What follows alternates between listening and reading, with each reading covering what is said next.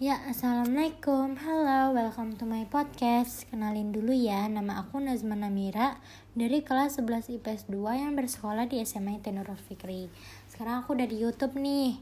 Makasih banyak ya yang udah nonton teaser aku dan yang udah mau nyempetin dengerin podcast aku. Sekarang aku mau nanya nih, gimana nih kabar kalian selama karantina 7 bulan ini? Semuanya pada sehat-sehat kan? Alhamdulillah kalau sehat-sehat, dan yang sakit semoga Allah cepat angkat penyakitnya ya agar bisa beraktivitas seperti biasa. Amin ya rabbal alamin. Sekarang aku dapat kesempatan untuk ceritain ke kalian isi buku yang berjudul Sejarah Dunia Abad Pertengahan dari tahun 500 sampai 1400 Masehi karya Ali Arifian. Jadi di buku ini pertama aku mau membahas tentang peradaban Bizantium. Kalian udah tahu belum sih apa itu Bizantium? Jadi, sejarah modern menyebutnya Kekaisaran Romawi karena untuk memudahkan penamaan setelah peradaban Romawi terpecah menjadi dua, yaitu Romawi Barat dan Timur.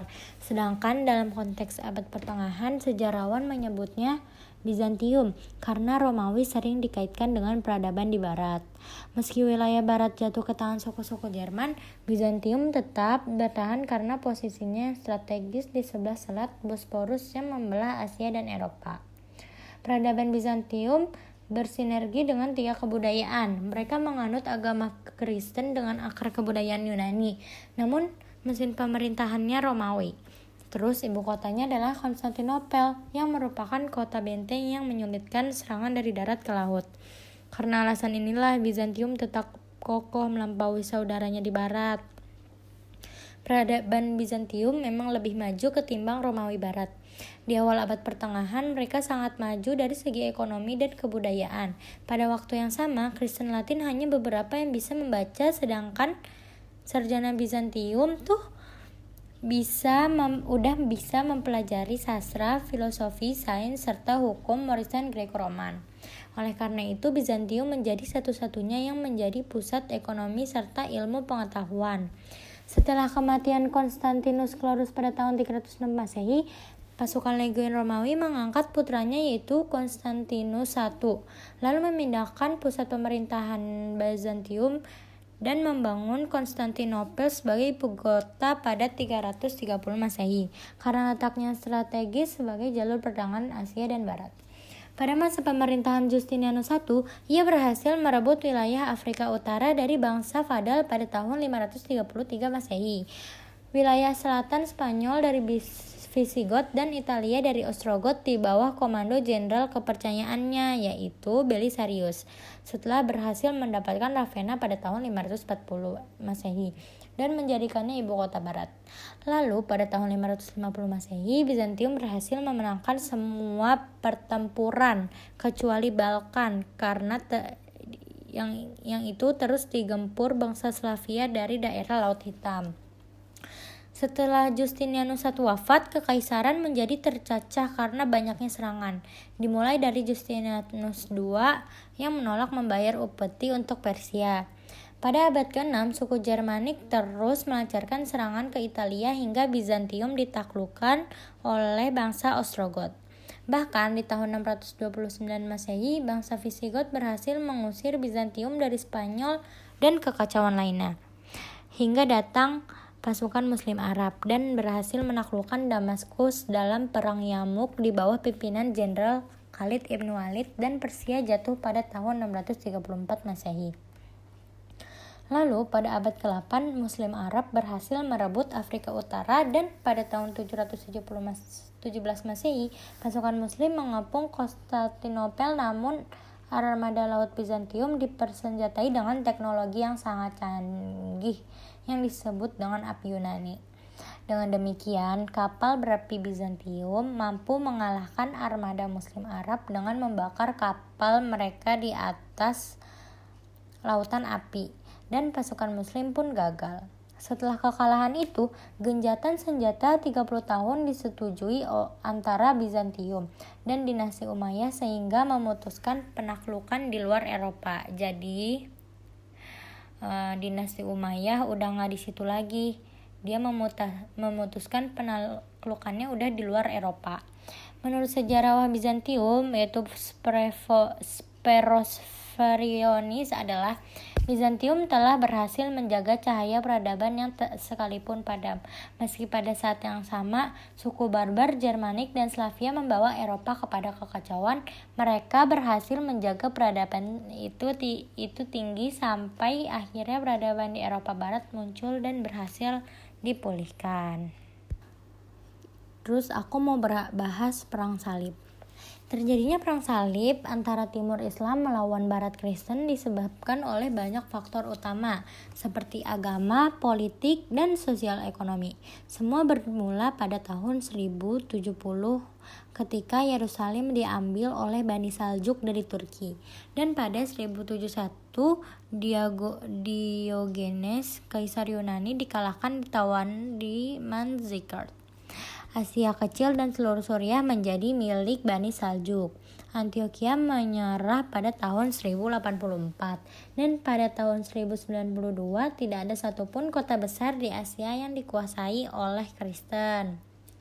Hal ini diperparah dengan aturan dari Bani Saljuk yang membatasi dan memperketat ziarah umat Kristen ke Yerusalem. Hal ini mendorong umat Kristen untuk mendapatkan kebebasannya kembali dengan berusaha merebut Yerusalem dari tangan kaum muslim. Pada tahun 1095, Kaisar Alexius Komnenus meminta Paus Urbanus II untuk mengorbankan semangat perang salib kepada umat Kristen di Eropa. Untuk menyatukan kekuatan, ia menyerukan peperangan dengan tujuan menundukkan gereja-gereja di timur yang dikuasai oleh umat Islam.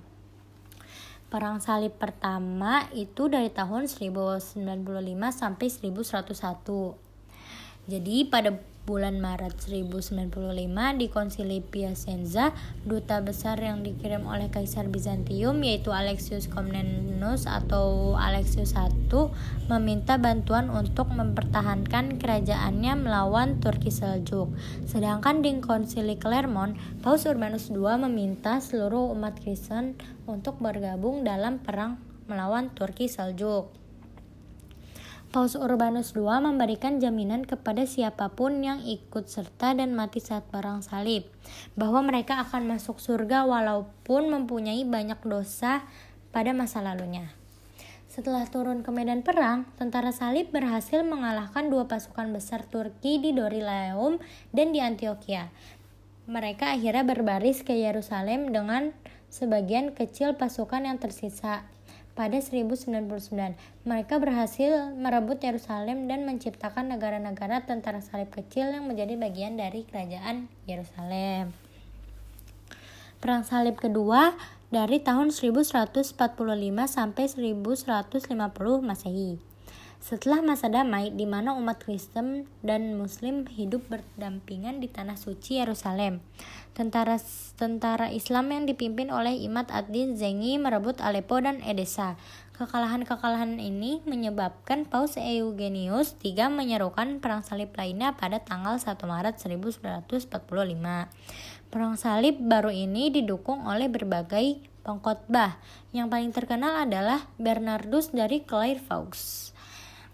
Tentara Prancis dan Jerman di bawah pimpinan Raja Louis dan Konrad III berbaris ke Yerusalem pada tahun 1147, tetapi gagal mencapai keberhasilan besar. Pada 1150, kedua pemimpin besar itu kembali ke negaranya dengan tangan kosong. Lalu perang salib ketiga dari tahun 1188 sampai 1192. Pada tahun 1187, Salahuddin al-Ayyubi berhasil merebut Yerusalem setelah meraih kemenangan atas pasukan salib di pertempuran Hattin. Paus Gregorius pun menyerukan perang salib ketiga yang langsung disambut oleh Raja Richard I dari Inggris, Kaisar Romawi Suci Frederick I dan Raja Philip II dari Prancis. Tentara salib berhasil mengalahkan kaum muslim di dekat Asuf dan berhasil mendekat ke Yerusalem.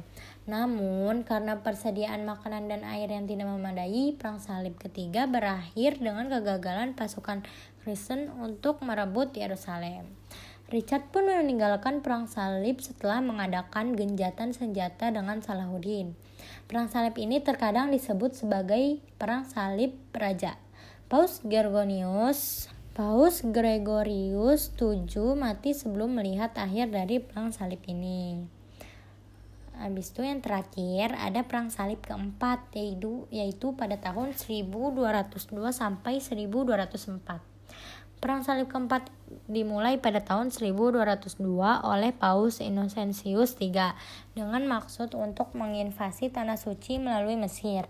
Perang ini juga menjadi kendaraan bagi ambisi politik Doge Enrico Dandolo dari Venesia untuk memperluas kekuasaan Venesia di timur dekat dan melepaskan diri dari Bizantium. Tentara salib pun membuat kontrak dengannya, namun tidak memiliki dana untuk membayar armada dan ketentuan yang telah mereka kontrak. Dandolo pun meminta mereka untuk mengalihkan perang salib ke Bizantium dengan kota Zara sebagai jaminan awalnya. Paus Innocentius III yang terkejut karena peristiwa itu langsung mengekskomunikasi mereka semua. Walau begitu, mereka kembali melakukan pengepungan pada bulan April 1204. Kali ini Konstantinopel berhasil dijarah, terus gereja-gereja dirampok dan banyak penduduk yang dibunuh. Para tentara salib membagi kekaisaran ini menjadi berbagai fief Latin dan koloni Venesia. Perang salib keempat berakhir setelah Bizantium terbagi menjadi dua bagian besar. Gitu. Terus yang terakhir aku mau bahas Black Death. Black Death merupakan wabah pes disebabkan oleh Yersinia pestis yang dibawa oleh kutu pada tikus hitam. Penyakit ini pertama kali melanda Mongolia tahun 1331 sampai 1332 Masehi. Lalu dari sana menyebar ke Rusia dan terus menyebar sampai Eropa melalui kontak manusia. Menurut sejarawan berpendapat bahwa Black Death mungkin terdiri dari dua jenis penyakit, yaitu wabah pes dan antrak yang ditularkan melalui konsumsi daging sapi yang berpenyakit. Sekitar 20 juta orang Eropa tewas dalam bencana ini yang disebabkan oleh kekuatan alam. Orang-orang di masa itu memandang Black Death sebagai hukuman Tuhan atas dosa-dosa manusia. Pada saat itu, Black Death adalah endemik baru dan sulit ditemukan obatnya. Di masa itu, korban yang terkena ini akan dikubur hidup-hidup dalam lokasi karantina agar tidak menyebar. Black Death hampir membunuh 100 juta penduduk di dunia dalam tempo 3 abad, antara 1348 sampai 1349 Masehi. Diperkirakan telah membunuh 400.000 orang di Suriah. Wah, banyak banget ya. Terus orang-orang pada masa itu menarik kesimpulan bahwa cara yang efektif untuk mengatasi Black Death adalah mengisolasi mandiri dan karantina selama 40 hari. Penyakit ini menyebabkan demam mendadak, nyeri, terus perdarahan organ dalam, terus pembengkakan kelenjar limpa, dan bercak-bercak merah di kulit, khususnya di bagian dada. Pada masa itu, Black Death menewaskan sekitar 200 juta orang dalam 4 tahun. Jadi Eropa hampir runtuh karena banyak warganya yang tewas. Sekian dari saya. Semoga jelas dan kalian mengerti. Kurang lebihnya mohon maaf. Wassalamualaikum warahmatullahi wabarakatuh. Terima kasih guys.